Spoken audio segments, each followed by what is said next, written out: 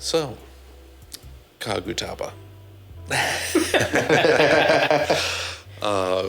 So, we're reporting live after the two have done their homework.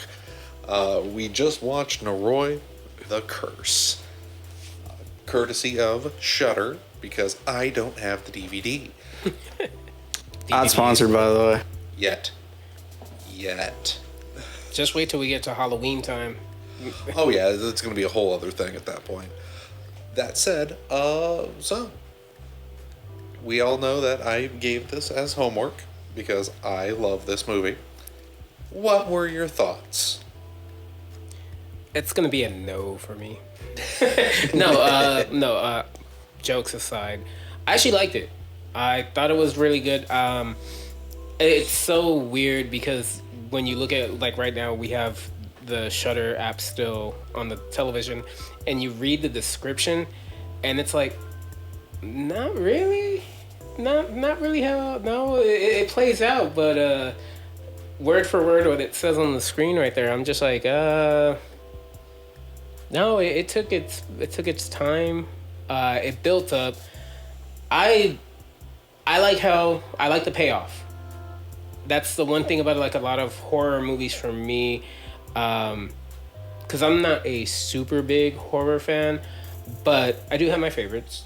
We've seen a couple of them together, but I don't like when horror movies use the trope of a jump scare at the end for the payoff. This one wasn't. It was like a little bit of a, oh, when they turn around, oh, look what he looks like now, and then, you see the thing in the back, but it wasn't a, like, boom, jump scare. Yeah, you didn't have the whole accompanying musical sting that would typically denote Suddenly there's jump music scare. and then quiet and then Yeah, exactly. It wasn't that. And none of that shit. Thank God. I do like the fact even though you had told us beforehand, it did take me like about 10 seconds in the beginning to remember, like, oh wait, this is a movie that's a mockumentary, so they're going to be watching the movie that we're watching. And it took me a second, but I like the way it's filmed. Yeah, it's like, especially if you have any sort of familiarity with Japanese television, it's like it is spot on. oh yeah. Also, you might want to give, like, a brief description of, like, the plot, just so people know. Okay, well, I won't be able to watch the movie, so I'll give, like, a very cursory description here. And so, like, what it says on Shudder is that it's a found footage horror must-see. It takes the form of a documentary where a paranormal journalist named Kobayashi, who went missing shortly after completing this movie, but it begins with an investigation into just strange noises and evolves into kind of like this whole mystery involving ancient rites and curses and shit like that. It starts very mundane, like a little paranormally, like you'd see on like a YouTube video or something like that. Like, why are these noises here? And then it's all of a sudden like, oh, whole ass demon. Yeah, basically that's just, and I like that too, because in the beginning it kind of plays off like, yo, is that person like just a serial killer type vibe? But then it starts slowly introducing the paranormal aspect of it. I mean, granted, the guy is a paranormal journalist, but like in the beginning for me, he didn't kind of really seem like that. He seemed more like he was just a journalist that happened to specialize with stories like this. But then, he always finds out like what's really going on. But then, like the paranormal stuff starts slipping in. What I love is, again, since this is supposed to be a mockumentary, they'll let the movie play, and then they go back and they freeze frame in certain spots and be like, hey, did you see that back there? Oh, look what's standing there. Yeah, it's like that very, very traditional Japanese paranormal video, Man, I'm like still waiting for stereotype. the It's perfect. circle and the big ass circle with the triangle. Like, look at that, it's standing right there. Yeah. Oh yeah, it's like it was like a step away from doing that at particular points. In some ways, I'm kind of happy that they didn't, but I'm also sad that they didn't do that in this. It's like, and on top of that, you guys got to see and hear my favorite line in all of cinema history. Pigeon. My God, the pigeons. It's like, gotta love him. Gotta love him. Our hyper autistic psychic superhero. Yeah. All right. Oh, I love him. But yeah, it's like it's a lot of fun. It's very much a slow burn movie. Oh yeah, no. So it's not like you're gonna be getting right into tension and scares right out the gate. It will take time to develop for you. All right. I did like how there were points in time where any other horror movie, there would have been a jump scare or there would have been something that's meant to, but they didn't do it.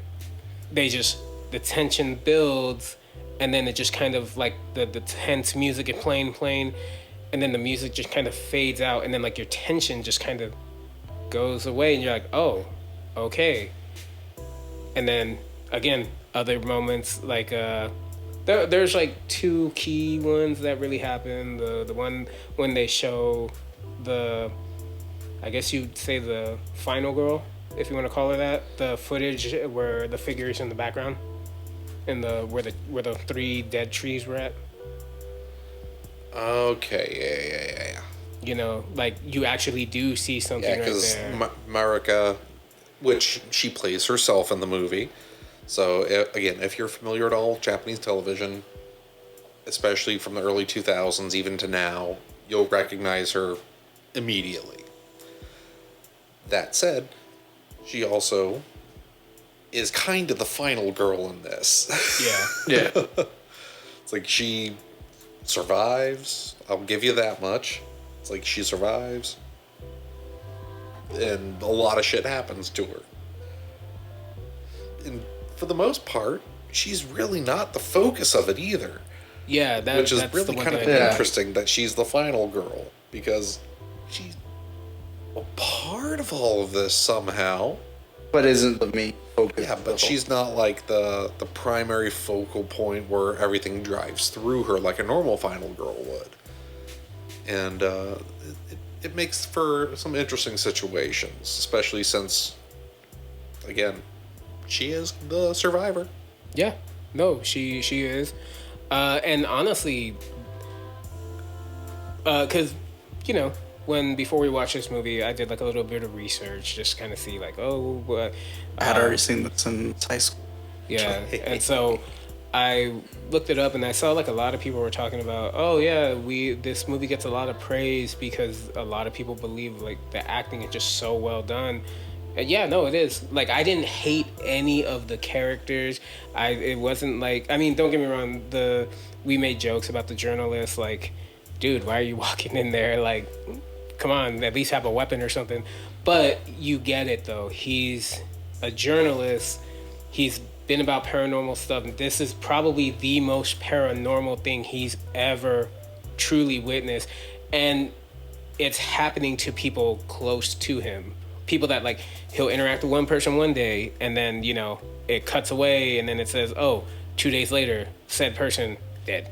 Yeah, it's like the amount of people.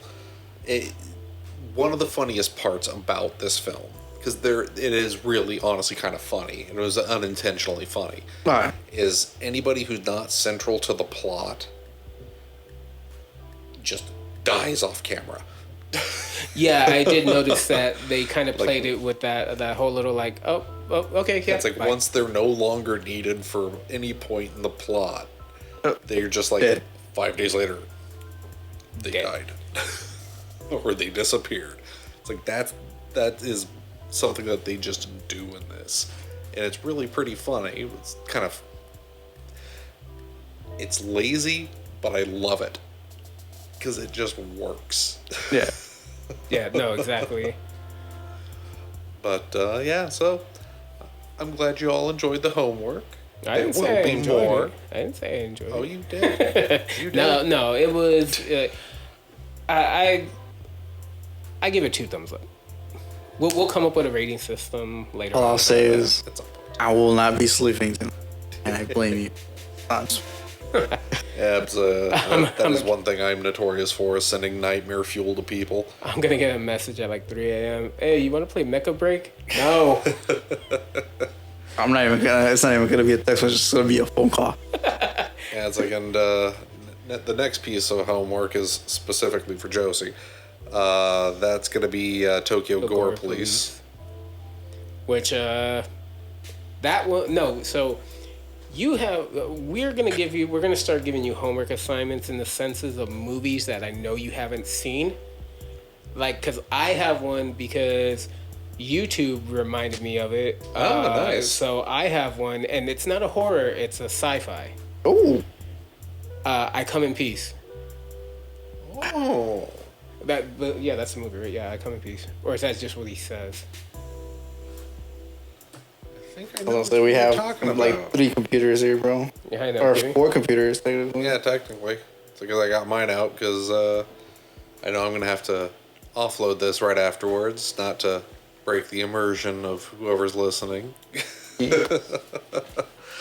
But, Oh yeah, no, that is the name of the movie. I Come in So, Peace. now that the homework is out of the way, we can move on to other topics. And I've been playing Shadow Labyrinth. Shadow Labyrinth. What that? Do you remember Secret Level? The PacMan game? Holy shit! Dad, you've been playing that? Yes. How is it? It's actually really pretty good. There are points where some of the movement can be complete bullshit. That said, I'm also old. So, because of that, it's like the movement might not be that bullshit, but the movement's bullshit.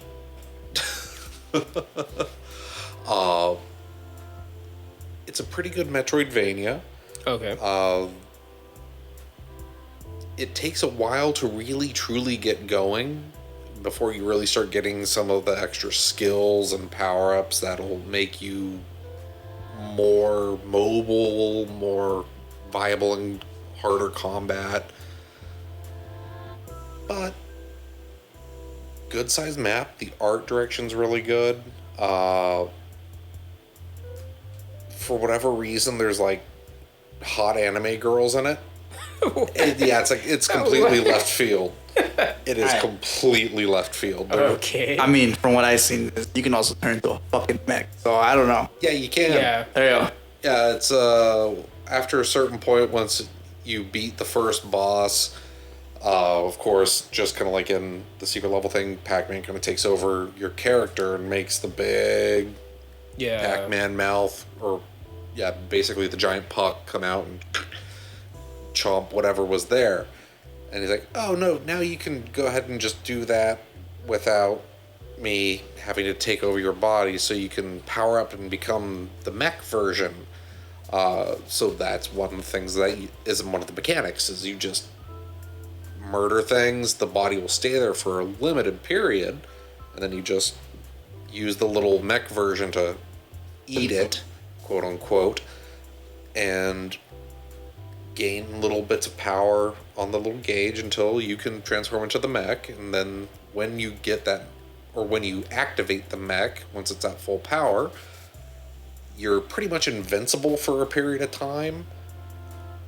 You don't do like significantly more damage or anything like that, but if there's any sort of barriers to, like, say there's a row of spikes or something that's impeding your progress, you could just run across those damn spikes. Doesn't matter.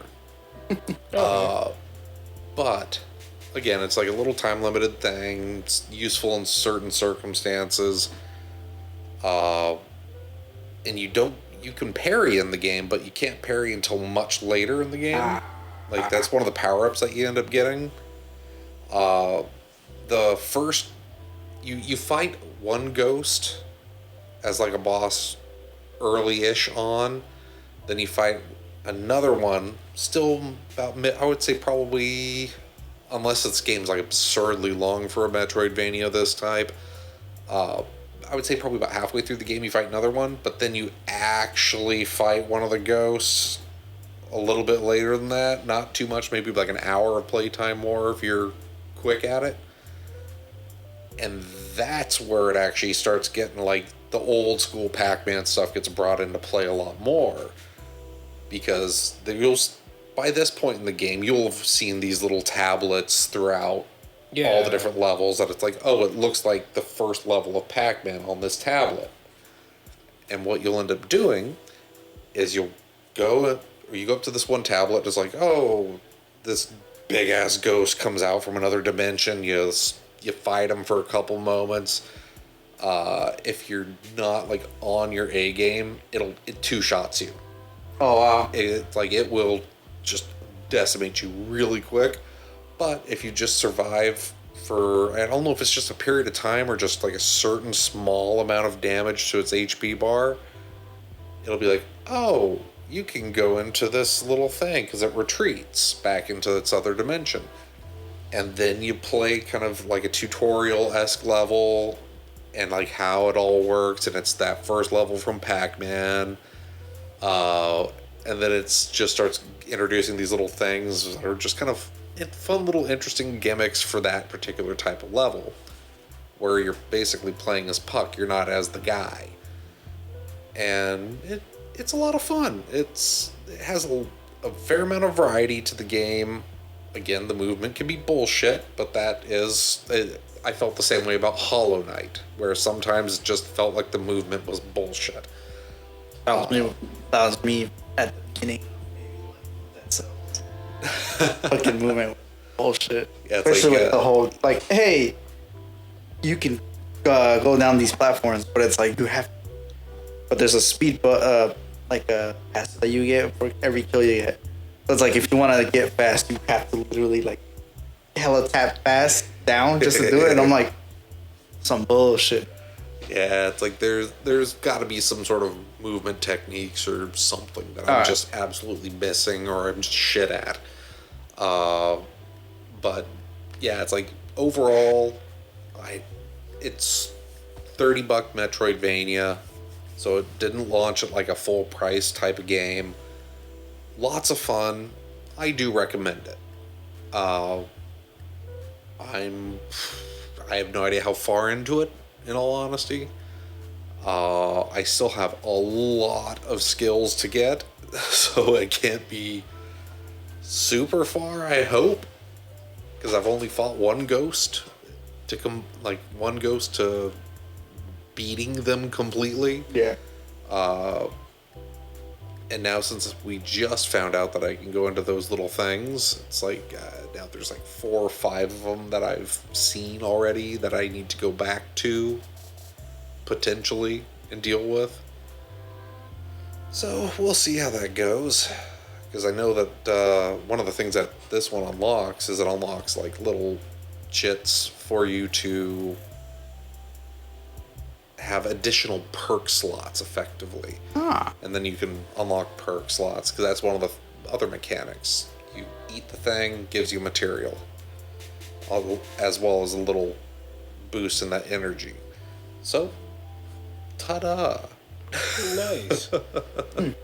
Highly recommend Shadow Labyrinth. A lot of fun, good times. I will probably recommend something else next week, because I'm trying to play as many games as I can before the semester begins. Yay! So, what else? What else is going on? What's up in your lives? How are you doing? Well, real quick, I hate to suddenly go on a downer, but as of the recording of this episode, sadly, we lost the legendary Ozzy Osbourne. Yes, that is true. You know, I know a lot of, I've been seeing stuff online, people posting tributes, everybody from regular everyday people to celebrities, pretty much the entire music industry. Someone from any part is like chiming in, talking about how like oh, I grew up with Ozzy. Like me, I did. I grew up with his music. yeah. My mom, she grew up with his music. So again, sorry to be a little downer, but just wanted to address that, just to say, hey, R.I.P. Definitely is a legend for a reason. I mean, Oh yeah, absolutely. It's like I didn't discover him till much later because, like, my family, and unfortunately, was all smooth jazz and Christian contemporary. The worst musics, I mean, especially jazz as is a good. child. Depends on the jazz, but jazz is good. Yeah, it's like Yeah, I like jazz jazz can be good. overall, but like smooth jazz when you're like 9 years old, and you're Right, kind of right, like, I want to be out here and be fun, and then you're just hearing like elevator music. It's like fucking sucks.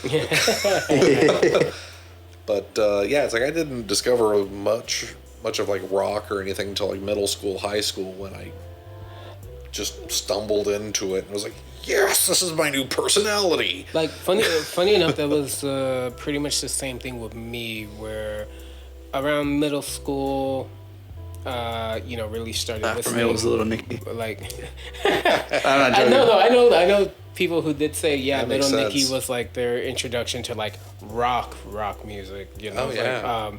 for me, like, as a kid, like my family was never really like, oh, you can't listen to this or you can't watch it. No, they were like, well, you're gonna watch it and see it and hear it sooner or later.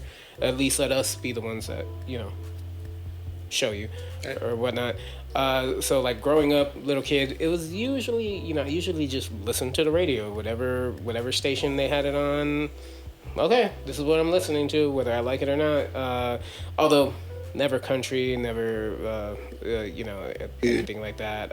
Yeah, it's like country was kind of verboten in my family household, and it still is. Yeah.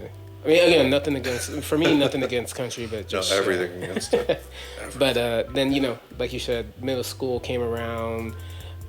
You start talking to your classmates, and you start seeing them like, oh, on their binder they have a like Linkin Park or something. Oh or yeah, whatever. when people put their the album covers and stuff Yeah, like that and inside then- And then like especially Linkin Folders. Park, like that was one of Oh, the yeah. big ones. Like I remember the very first time I heard about them, it was like the next day, out of nowhere, I was hearing about them everywhere. Oh Like, yeah, it's like once Hybrid Theory dropped and they released the video and single for One Step Closer, it was like all of a sudden they are everywhere. Everywhere. Yep. But it's like honestly for good reason. Very good band. Very good band. They've done a lot of good stuff. I enjoyed them thoroughly. Now, what have you been doing? Do you have anything to address, or are you just going to shuffle cards all night? I'm trying to stay awake. Honestly, Oh wow, we Oh bored. yeah, it's like he No, had to go I- ahead and do yard work before coming to do Hey, the man, I'm podcast tired, and watch alright? a movie. So he's all tired and had to do tuckered out adult things, Call me an adult adult, man. chores.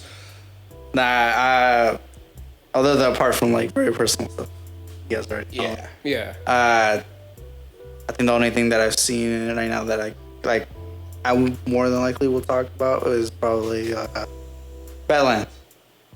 But Oh yeah. since we're already on the whole topic of movies and stuff, might Yeah, as well. yeah, it makes sense. Yeah, there was a new trailer that came out yesterday. I don't know. I think it was on like TikTok and stuff like that, Yeah, and where then it's they like just the started putting it- Android girl. Yeah. Yeah. Yeah. Did you see? Yeah. All right. So, okay, me personally, I like it. I like I loved Prey. I thought it was really cool. And I know everybody's always like, oh, well, how come the Predator always loses? How can they be the best hunter in the universe, but yet they lose to humans every time? It's like, bruh, just skill issue, I guess. I don't know. Or just really, really lucky. But no, I thought what they did with Prey, how they...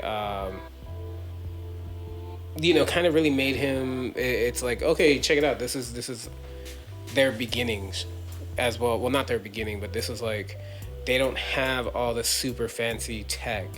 You know, they didn't always have it. Like every being, they evolved to what we saw in, you know, Predator movies in the past with like the disc blade Yeah, that the he disc, does, the little shoulder cannon, stuff like that. yeah, the razor wire nets and things of that nature. So I like the fact that it's the same director that did Prey, same director that did Killer of Killers, which if you guys haven't watched that, watch it. Yeah, that was actually very good. It's essentially three Short stories that lead to one conclusion, and it's not even necessarily a conclusion, but then they also tease something really, really interesting at the end. Even though it's been out for a while, I really won't say that because that's something you really need to see, because there's possibilities there. Yeah, my favorite character is the next. But no, yeah, Badlands. Valid. Badlands looks good. I like the fact that it's like, I think we talked about it a while back. Something like almost like a borderline.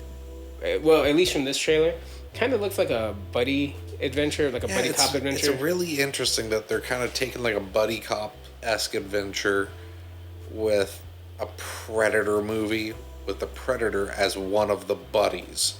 And the fact that the Predator talks. We actually got the. Yeah, exactly. 100% better. Yeah, frankly, that is something that needed to happen if they were going to have them be more central to anything. Because if they didn't do that, it would just be kind of like, okay, so he's just going to like rar at the screen a little bit, and people are going to act like they understood him. I thought, well, wait, if you don't... Yes, that is exactly right. I need to do my taxes this Wednesday. It's like I'm glad we got like an actual language out of this thing finally. Well, funny enough, don't forget the Alien vs Predator, not Requiem, the first one, the one when they go under the ice. Remember that Predator, you literally kind of use like sign language to explain to the main character how like, True. oh, this device will explode and we need to run. But I agree with you. It's still kind of like how can, in the moment, are you really going to know what he's saying? Or are you just going to like nod and do whatever? Yeah, just kind of like nod and play along. So it's something that they needed to work on. It's like, I understand like the aliens from the Alien movies, Which are now part of the... Yeah, part of the whole universe at this point. Yeah. But Which means a proper sequel to Aliens vs. Predator. What it also means is the alien queen is a Disney princess. Let's go, baby! Okay, anybody that hears this, if you're an artist, for the love of God, draw that. That's like, I thoroughly approve of that. If somebody is willing to do it, please do. Send it to my email. I'll make it the show image for that particular one. Just please do. That would be amazing. But that said, it's like, I understand the aliens themselves, the xenomorphs, not having any sort of like language associated with them because they are a hive mind, effectively. They operate like bees or ants, pheromones, stuff like that.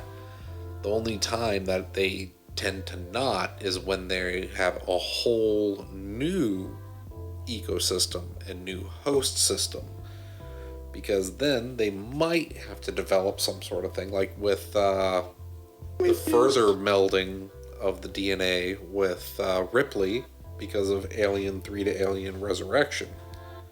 Oh, that's right. Yeah, and as you were saying that, I'm remembering a scene from Resurrection when the three xenomorphs are in the cell and they're trying to figure out, okay, we're gonna kill one of us because the body will eat through the metal, and the two of them are like, oh, we'll kill you. And the one in the back's like, what? Why me? He's like looking left and right, and you can kind of think it's like, it is almost like he's saying, what? Why me? Why am I got? Why do I got that? Yeah. And then they just rip into him, and his guts fall out, blood, and their blood's acidic. If you guys didn't know, that's part of their thing.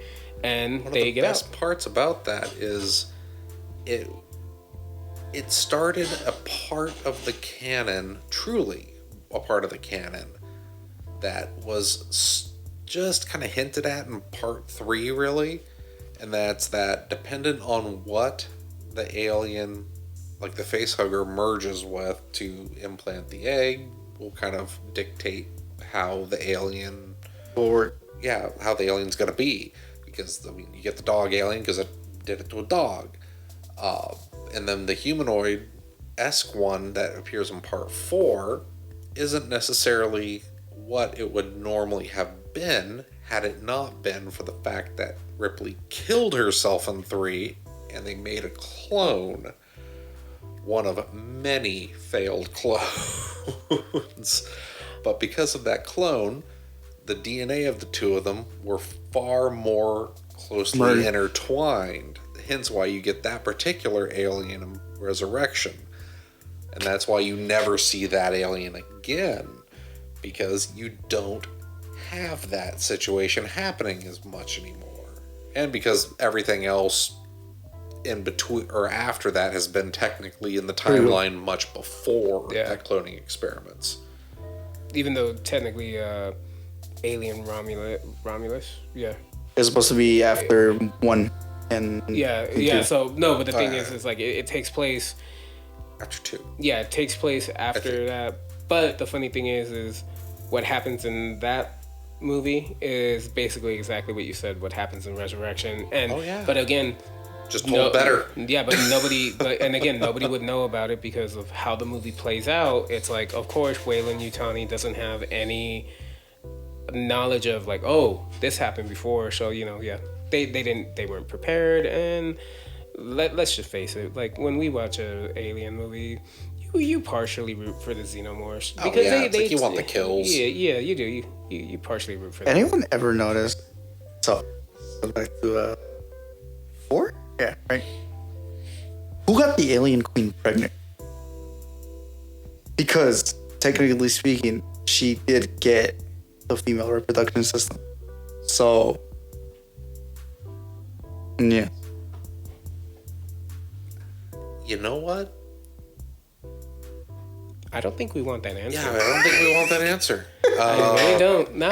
Because, it's like with the fact that they did merge things in the way that they did, and it was all experimental with clones and all that. And the queen obviously doesn't actually have her egg sac either. Yeah.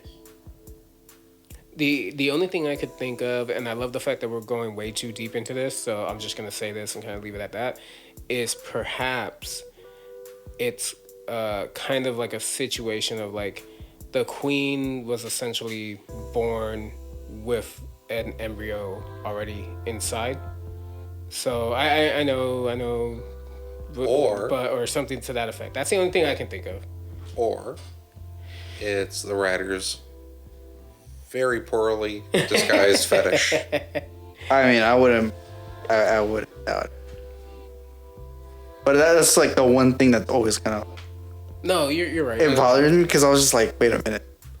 It's like, how the fuck is she having the kids? If, I was like, unless it's one of those things where it's like, yeah, she has the female reproduction system, but she's able of producing an egg like a xenomorph egg, she produced an actual like child. Yeah, like an entity. Yeah. It's like that does raise questions that I don't think we're all prepared to answer or willing to take the psychic damage that answering those questions. My psyche is already fucking broke. You think about that question and then your head just becomes like the Stefano in Resurrection when he just like crushes it. Like as you try to answer that question, it just happens to your brain. So also, the worst scene in that movie is that water scene. Oh, yeah. The water scene? The water scene. Oh yeah, that was actually super dangerous for them to film too. Oh yeah, 100%. Yeah, oh no, yeah. I saw like back in the day when they used to do like behind the scenes stuff on like Fox or whatever. They talked about how dangerous that scene was because that corridor was that narrow. The person in the xenomorph suit, like they basically had to have like emergency divers in there, like basically the whole way off frame, basically. Yeah, and even the actor that had Perlman. Not Perlman. The actor that had the paralyzed guy on his back, how he's literally crawling on the ground because of the weight of him, and he literally did that, and it's like, but hey, it made for a good shot. It made for a good scene, and it was. I will give it. It was a creative kill. True. You know. I'm just saying, I don't like the way it was edited. Because it's like, oh shit, swimming, cuts, see no more, cuts, swimming, fast swimming, cuts back, jump scare, cuts back, and it's like, what's happening? Oh yes. But then again, that kind of became like a staple of editing at that particular time. Like the real fast edits back and forth for the chaos. That was something that Hollywood didn't like doing for a while, was actually focusing on what was going on, and instead just kind of being very like chaotic with the framing and cutting back and forth to make the whole thing seem more hectic than it actually was. Which is like, I get that to a degree. It's like, why not just make the damn thing more hectic and focus so you're not getting whiplash from different angles all the damn time?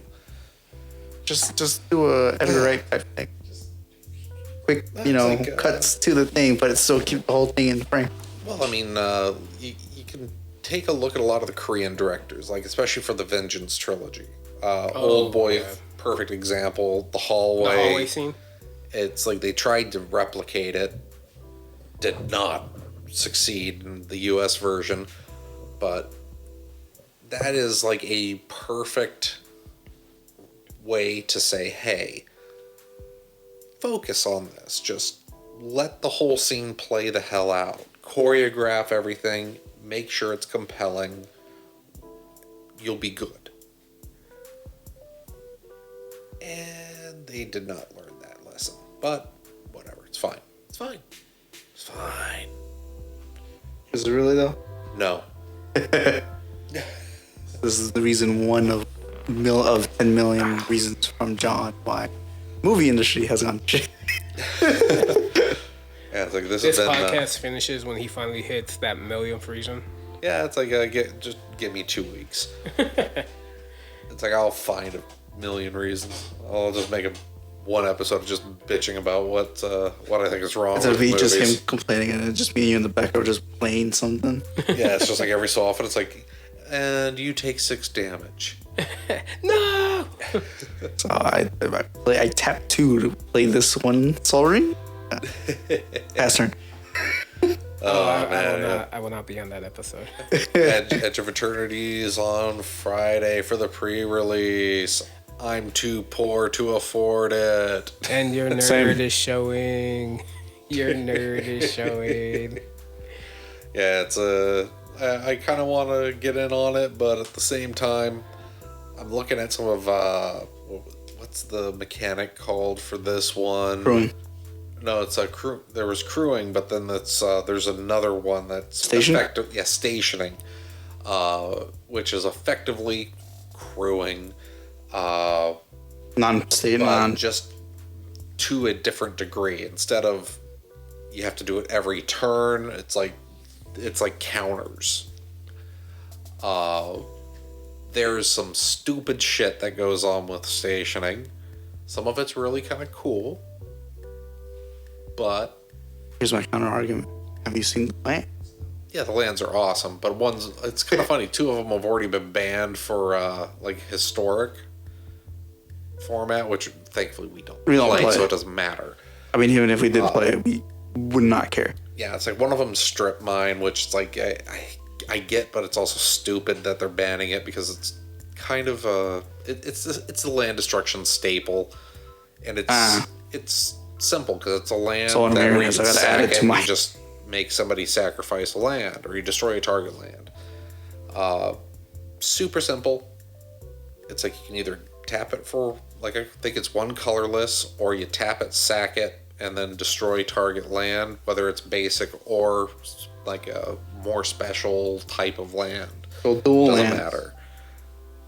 But no.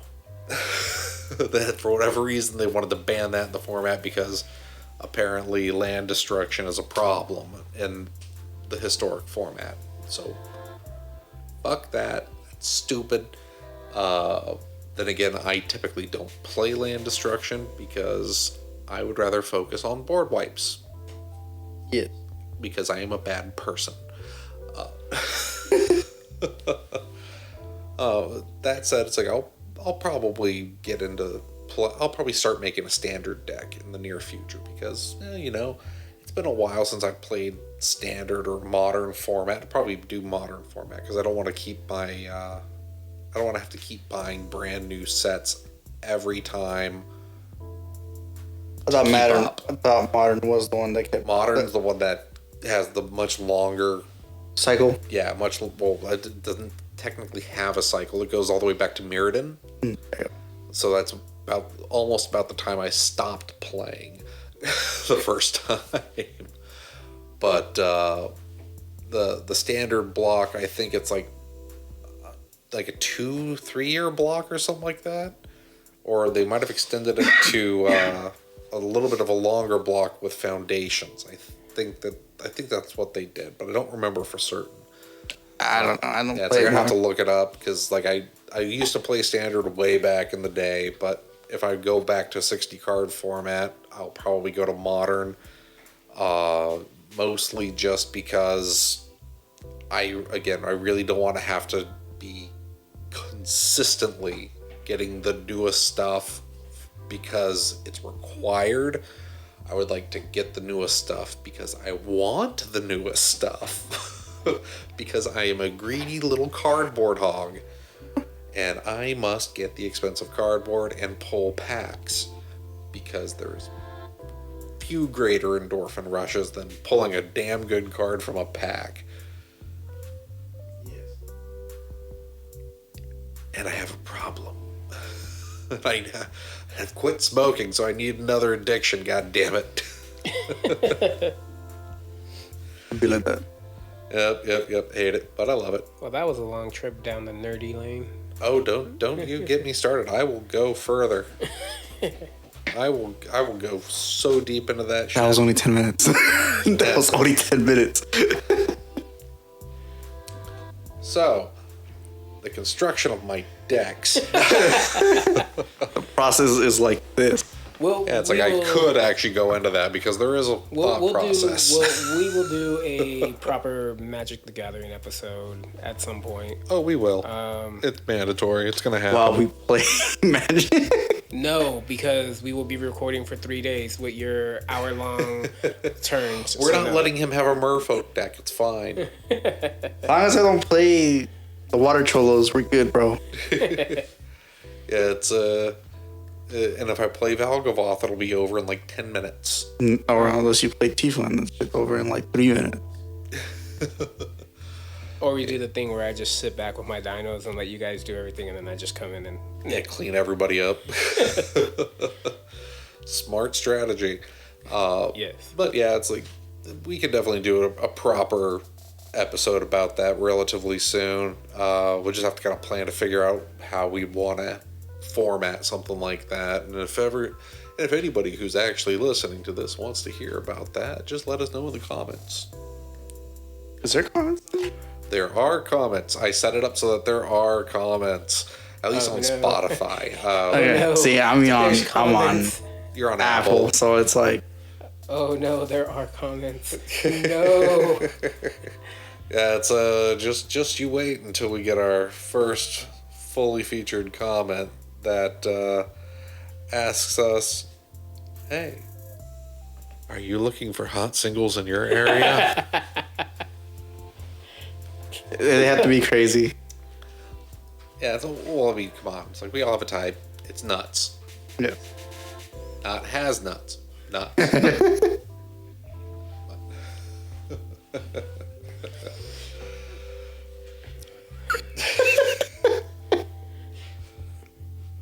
Well, I can't speak for everybody else, but... Oh, you and your fidgeting with cards. Trying to stay awake.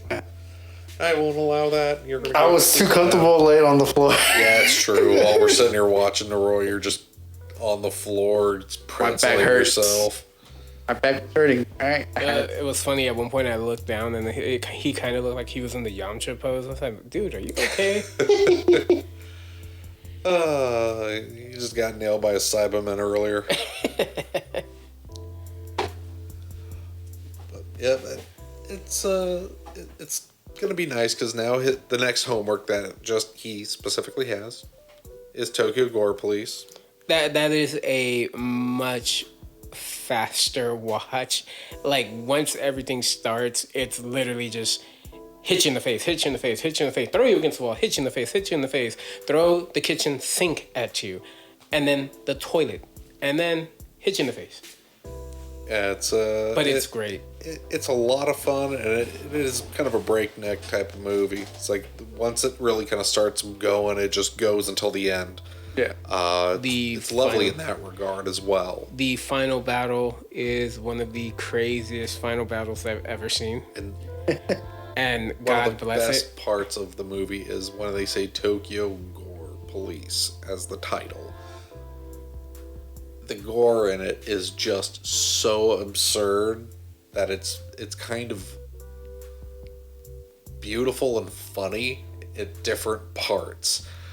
Because like you get that whole like almost like Samurai Showdown when you kill somebody with like one Kinda really big. good slash at Yeah. the very end. They just get that fountain of blood that just mists effectively. It's like no, you get like full rain. It's like actual It's like a geyser, blood like rain. just straight geyser. What is this, like a Bleach episode where it's like, oh, hey, quick slash. And it's like, No. no. It is not quick slash. It is. I want you to feel everything. And it's a lot of fun. You will more likely than not enjoy the ever loving shit out of it because it is absurdity of the highest order. all right. Yeah. Yeah, No, it's like you're gonna is. like it. You're gonna like it. It's a lot of fun. Definitely don't watch it around your younger siblings. Oh, no, I'm going to watch it around my younger siblings now. Yeah, it's like just put it on right in front of them. Don't let them leave. Just hold them there. Not watch. Go full Clockwork Orange with the eyes pried open Yeah, with the just water keep- drops. just hold them open while they watch and just like you must watch this. But yeah, like you might as well just go a little sinister with it. Why And not? then Why not? And then yeah, the homework I gave you, I Come in Peace. Watch it. Oh, it's on Amazon Prime, so I get to watch it. Yeah. I get that shit for free. It is campy 80s, but it's a movie I remember watching as a kid, and it was just something about it that it was like cool. But then, you know, as I got older and I realized like the whole purpose of the bad guy, it's like, well, I can't say it because you haven't watched Yeah. it. But you'll pick up on it real quick, and you'll just be like, wait, dude, that's all that is? Like, yep. But it's yeah. So watch that. So we got a horror for you to watch. We got sci-fi. I have another horror one I still have to watch. Which one? Is Event Horizon. Event Horizon. I need to get Hulu for it again. Yep, you got plenty of things that you need to watch, and you're going to be held to gonna be account to watch these things. And I kind of worst case, we're going to end up having another watch party. No, what I think we should make him watch is the original Heavy Metal.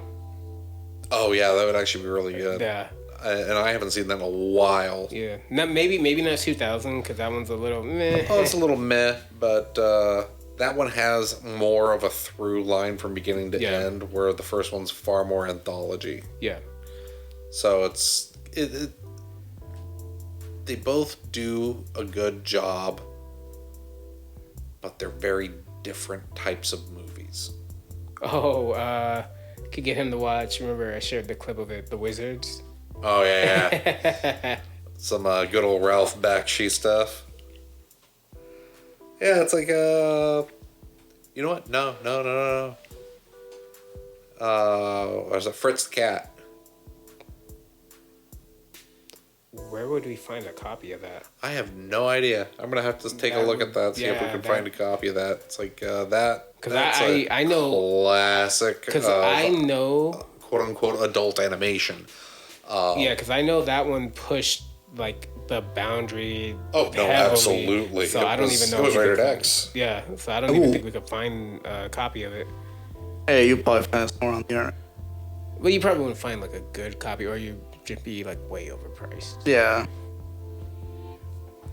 Yeah, that might be a little much to. Because I'm not gonna pay for that. Let's see, I'm trying to find this one movie that's kind of like, oh, we're gonna recommend movies from our childhood. I think this is it. Yeah, this is it. Because I remember seeing this one in a fucking theater, and it's always been on my mind. I can never remember the damn title. Spaced Invaders. Oh, that is that is one of my favorite. I wore out the VHS tape. Yes, VHS. I'm that old. Get over it. VHS tape. That I love that movie. You know what? When we get off of recording, I will show you the trailer for that. All right. I will show you the trailer. I know technically it's like I should show you right now so we could get your reaction, but no, I will show you the trailer for that because that is just funny. It's supposed to be like a kid's movie, but it kind of really isn't. It's like I saw it when I was a kid in theaters, obviously, but at the same time, I was like thinking back on it, and I was just kind of like, there was a lot of stuff in that movie I just didn't kind of get until way later. Oh yeah. When I had just kind of rented it one time from Blockbuster. When I was like, oh, you know what? I remember watching this. Oh. That's what they were referring to. But yeah, then again, that's pretty much how all kids' movies are in some capacity. They have the things there that are specifically for the adults, and then the stuff that is very much for the kids. That's, at this point, I would hope to be common knowledge. That said, I think that this one was a little bit more adult, at least for the time. Yeah, you were right. There were, I mean... Although it's been like 20-something years since I've fucking seen it. Yeah. Oh, I'm Is this old. like a what is it, sausage party fucking thing where it like No. looks? No, they got No. So okay, so I can give you the best example of what Spaced Invaders is. So Spaced Invaders, again, back in like early '90s, it's a movie. They show Martians that they are about to go out and attack a planet, and the key thing is when they go, one little ship gets lost, and they end up on Earth. And so the whole premise is they're trying to get their ship fixed so they can go. They end up in like, what is it, like Kentucky or something like that? It's like, I don't remember where they ended up. Idaho. It's like some farmland type thing. And so the whole premise of it's Halloween. So Of course. they get to... And they sound like Californians, if I remember right. Yeah, they sound like they're from very California. Super, like, stereotype California, And then, if I well, remember no, right. each one of them kind of sounds like a little... They're like caricatures because Oh, the yeah, main 'cause one there was like a sounds- New Yorker guy. Yeah, and the main one sounds like Jack Nicholson. Like, in his manners and how he talks. But, yeah, so there's this human girl. Somehow or another, like, because they have this little robot that she becomes friends with. And so they stick with them. And she convinces the kids that are with her trick-or-treating that those are her cousins from California. And so it's like, oh, okay. But then it's just this whole thing of the farmer where their ship crashed. He was going to like try to get pictures of them so he could, become rich. It's also the fact that like this one dude in town, he's the stereotypical like, oh, I want to buy all the land and I want to turn it into, this and the other. And, so it just kind of plays out like that. And it's literally the events of Halloween night. And it's just stupid, funny, dumb moments. And, there's like an actual like little like heartfelt moment in there with the dad and the kid. But other than that, it's literally just it was a favorite movie of mine as a kid, and if I were to turn the TV on right now and it's on, I will personally hit the stop button because I would just watch it. It's just one of those, like, for me, like I said, I went through a VHS tape. That's how much I used to watch it. Yeah, absolutely. That, and on top of that, it's like I would say, if I was to give it I would say a cultural touchstone, kind of contemporary movie, like something to compare it to, it's probably the closest thing to Gremlins 2 that's not Gremlins 2. Yeah. Because it kind of has a lot of the similar type of beats and the types of moments. But Gremlins 2, of course, takes it to a whole different level in a lot of respects. I mean, they had a musical number at the end. Yeah. I'm sorry, you can't beat that Yeah, musical number. it was pretty top tier. But yeah, so we have plenty of homework for you. So one way or the other, you're gonna end up having to watch a lot of movies over the course of this podcast. That's fine. You'll watch them, and then we'll see if our childhood still lives up, or if you're just gonna beat it down into the ground like the reality does to us daily. Yep. Isn't it a lovely thing to know that you're gonna be us one day? I'm already there, bro. Older, Just like slowly breaking apart. like Abe Simpson once told Homer, "It'll happen to you too." Yeah, it's like I had my old man yells at Cloud moment while we were driving over here. It's also, you know what? This will be a nice little topic to kind of close out a slightly shorter podcast than normal, because I know our first 2 episodes were just over 2 hours. For my own sanity, I would like it to be less than that regularly. I know for our listeners, that is not necessarily the greatest news, but if you can put up with our bullshit for 2 hours, I commend you. I think. Yes, and I thank you from the bottom of my heart for listening to me ramble. You know what we do? We'll leave at the end of the episode an after credits scene for them. Oh, Jesus Christ. So you got to make Well, it. it's I still got to do the credits at the end of this one, because it's I want to make things more official, so it's I'm going to do music credits at the end, stuff like that, because I'm trying to be good. I don't want to just have it in the show notes, because I know some people don't look at the show notes. Yeah. So I'm gonna probably be nice and do that at the very end once we kind of say our little goodbyes and such. That said, V Shoujo. Oh, right.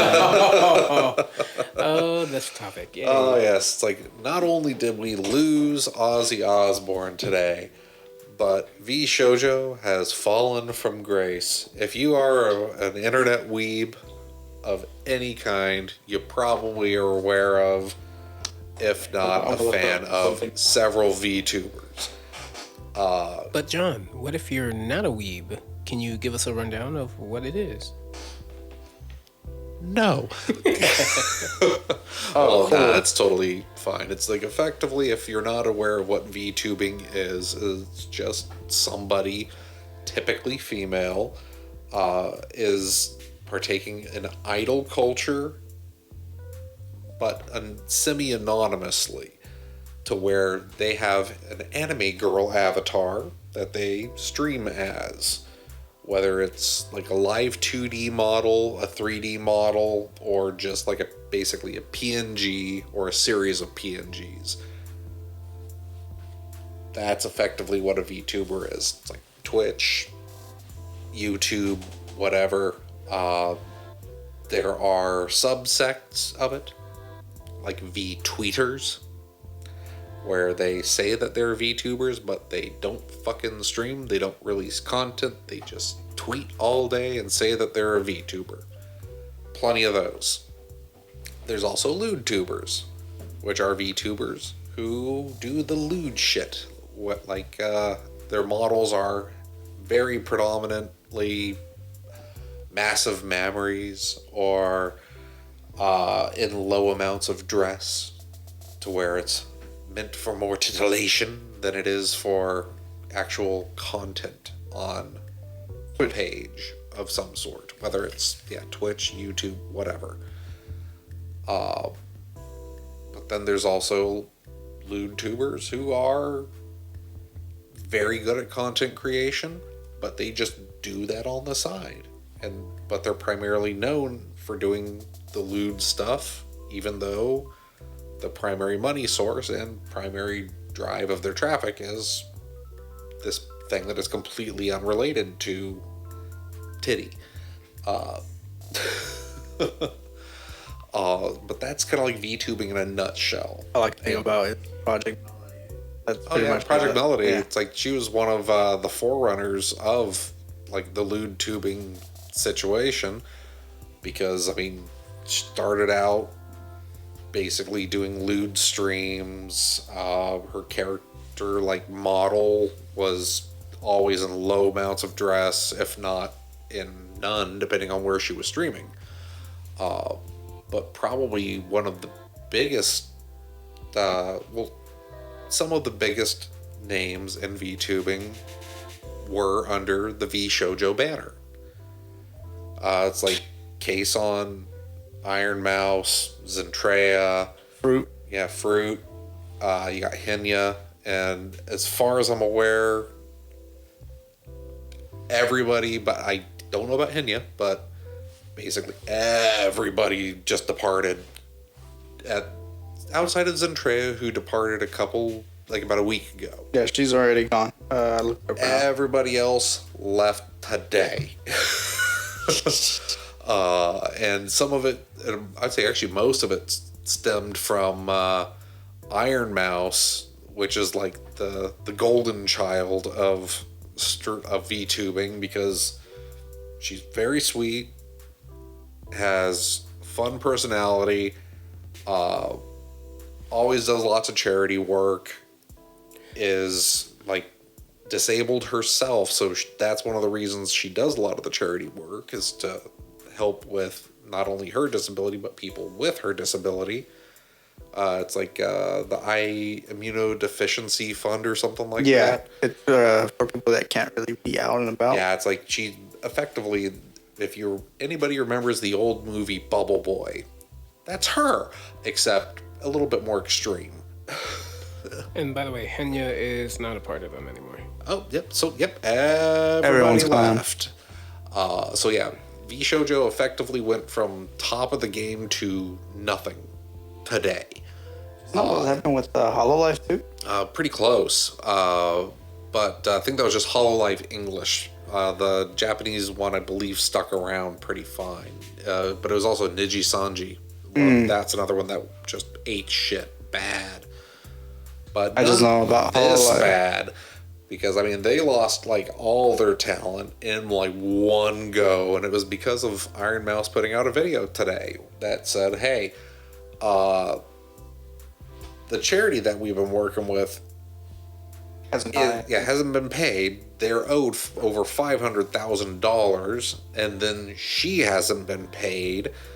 And then you find out, Kason, who's in Japan, is one of their flagship members. She hasn't been paid since September. Jeez.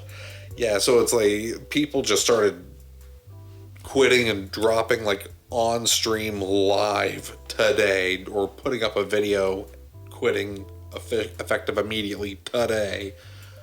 It just caught not only the company but the entire community just completely by surprise, and it was like, holy Dude, shit. the last time I got anything involved with like VTuber drama was the whole Shy Lily and Cinder thing. Oh yeah, That was Shy like- Lily and the Cinder stuff. That was a whole.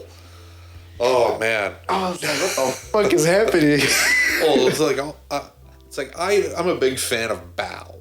I love Bao the whale. She is tremendously unhinged, and because of that, it's almost like, oh, she's the perfect woman.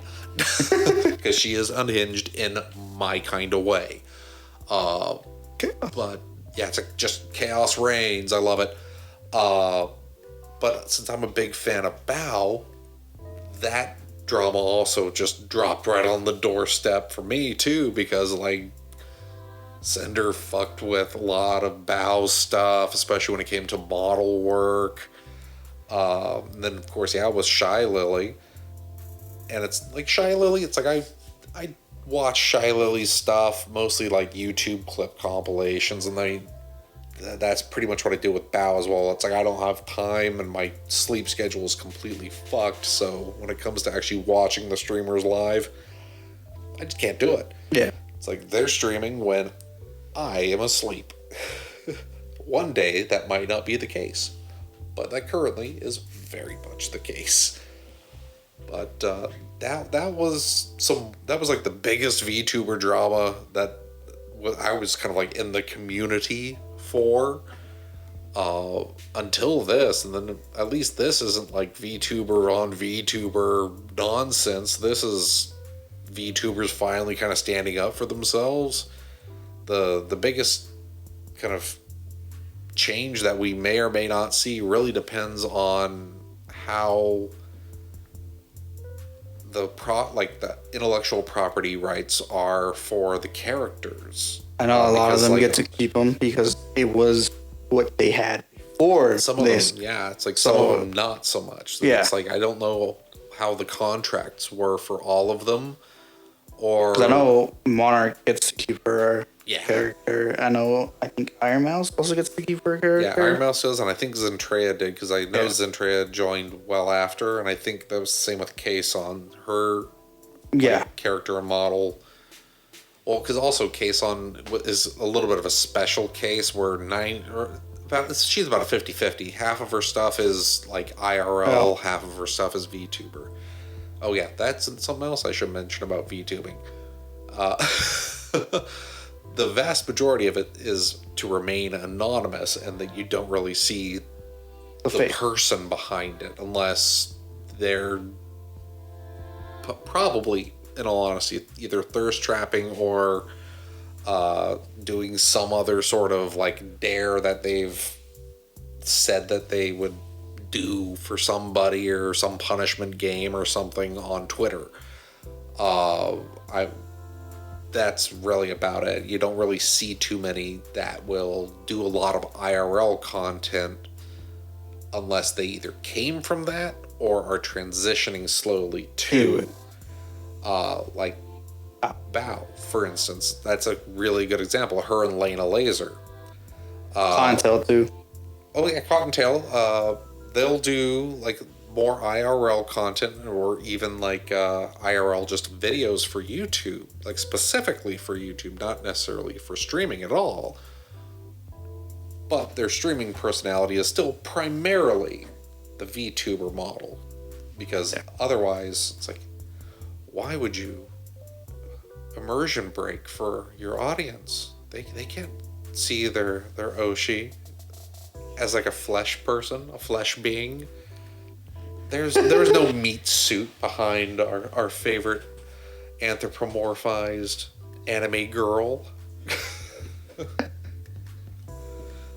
There's no flesh attached to this. But yeah, it's a wonderful shit show out there right now for VTubers, but we'll see how it goes. It seems to be like the only real solid orgs right now are Phase Connect and VLure. Those don't really have anything going against them outside of VLure getting a Vice article about them because they just were being super sex negative one day. Yeah, it's like I have no idea why, but hey. One day we'll figure out why VShojo decided to implode. Because they were on top of the damn world for a little while. Apparently, from what I heard, is CEO is nowhere to be found. They can't even get a hold on him. Yeah, he probably decided, it's like, you know what? Shit's fucked. I'm going to the Bahamas. Peace. Take all this money with me. Yeah, just went out to like fucking Monaco or something like that. Just out on the French Riviera, just gambling all his money away. I like to gamble all my money away, but that's called playing Magic the Gathering. There it is. Oh, man. So, anything else in your world before I hit the stop record? Because this has thankfully been a moderately early or short. We're all tired today. Yeah, we're tired, but guess what? Also didn't help that we were like all somewhat comfortable while watching the movie. Yeah, it's like, it was a good movie. We all enjoyed it, thank God. Which means that everybody else gets to live for another day. But yeah. Forgot to point out the fact that today, the 22nd of July, 2025, they announced the Hellraiser video game. Wait, what? Yeah, there was a trailer released today. I like how John's like, wait a minute, going to the phone. No.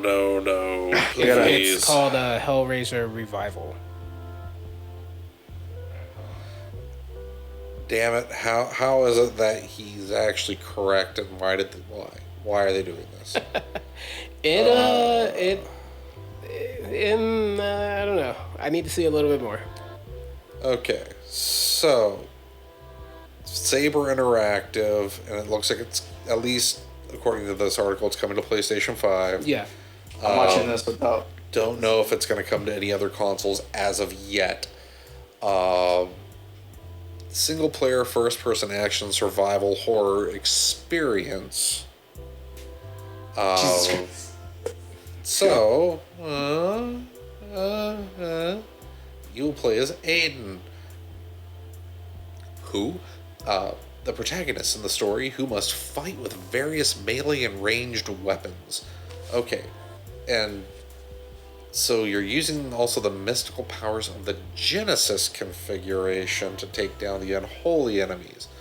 So I'm guessing that you have the anti-puzzle box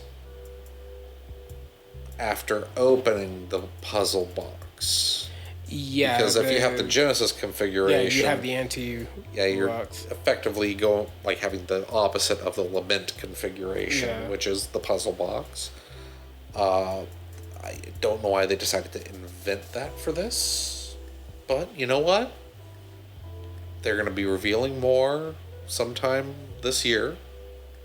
I'm going to withhold hope and just, weirdly enough, I'm going to pray that this doesn't suck. But Tim Willits, you're on notice. It's going to be on Steam, PlayStation 5, and on Xbox Series X. Cool. But yes, Tim Willits of Saber Interactive. I know you've been in the gaming industry for a very long time. I have seen your name come up many times in the past. I need to see more. Yeah, it's like you are on notice. Please, dear God, do better than the last 8 Hellraiser movies. Please. If you could do that, that's already a win in my book. I mean, I've already saw the trailer right now, and they weren't holding back on the gore. So, okay, that's nice. Like, I didn't want to watch the trailer because I know my volume is still on, so I didn't want it to get caught up in their copyright bullshit. My volume was low already, so I was like, check real quick. When you get home and you watch it, let me know the reaction, because that opening scene was something else.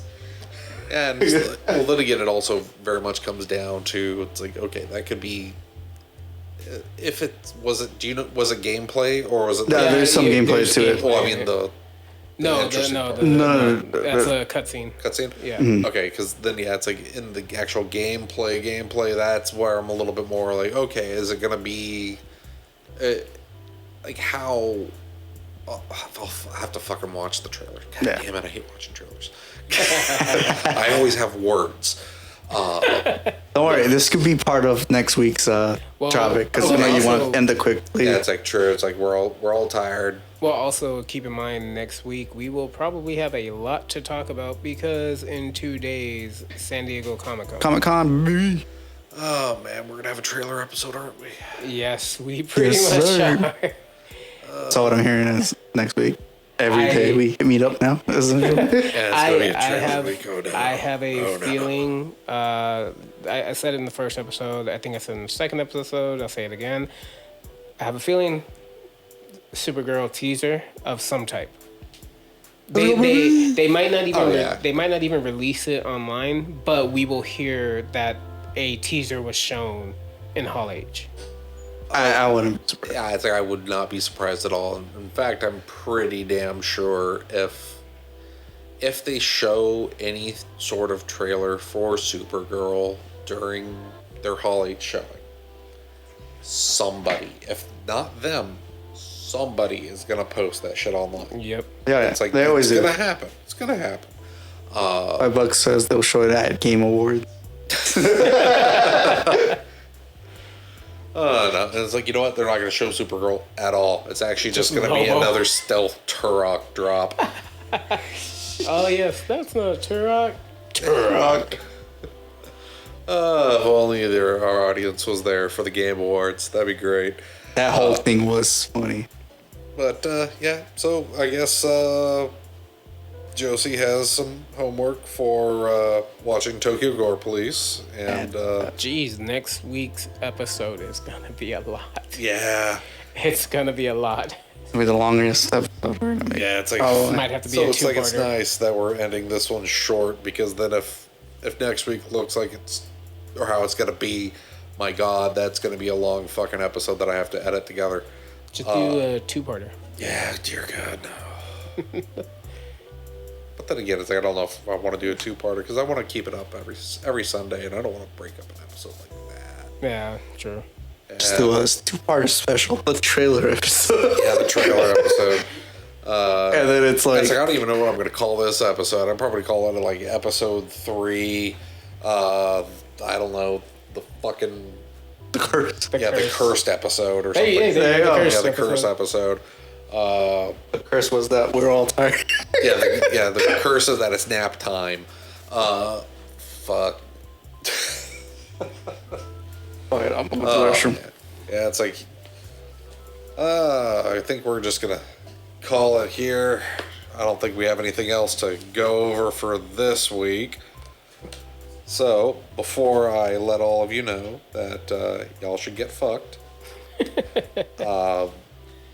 music is provided by Kevin MacLeod from incomptech.com, and it's licensed under the Creative Commons by Attribution 4.0 license. The link to the music and to the website and the license will be found in the show notes. Besides that, this has been John. Jose. And Josie has left because he ran away and he wants to go nappy poos. So in the meantime, just get fucked. Bye.